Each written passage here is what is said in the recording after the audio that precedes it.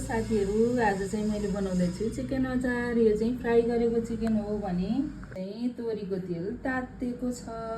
तेल तातेपछि मैले चाहिँ तल आगो सानो बनाएर यो 5 किरण राखेँ। त्यसपछि राख्दैछु मैले यो लसुन, यो अदुवाको यो बनाएको फ्राई गरेर।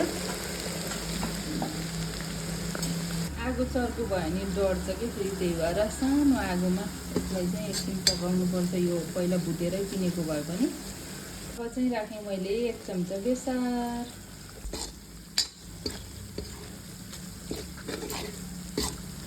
पछि राखेँ मैले भुटेको जिरा धनियाँको पाउडर भुटेर किनेको। त्यसपछि राखेँ मैले यो खुर्सानी भुटेर किनेको।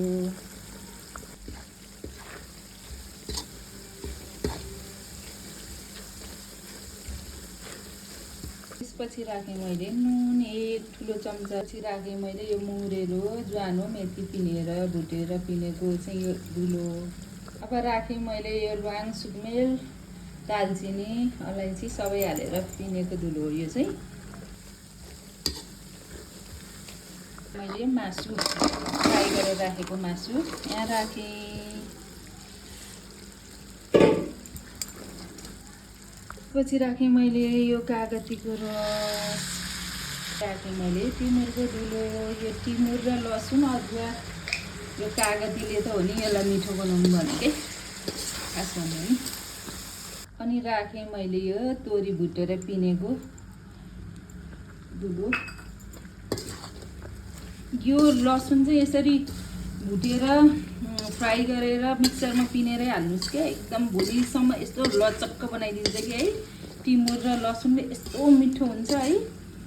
हस्, भिडियो अलि लामै भयो है, अन्तिमसम्म हेरिदिनु भएकोमा यहाँलाई धेरै धेरै धन्यवाद।